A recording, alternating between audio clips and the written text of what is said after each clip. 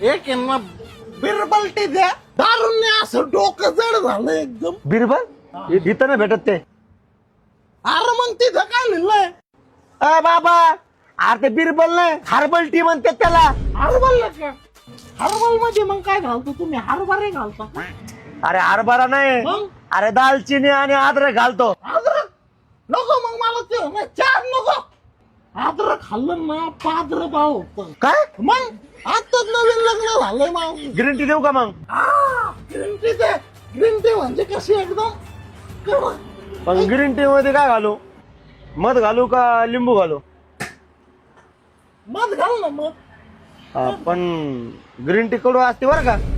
मध घालून पण ग्रीन टी कडू असते काय? हा मग एक काम करते अगोदर कोणती टी म्हणलं आता ती शेमन टी देऊन टाक.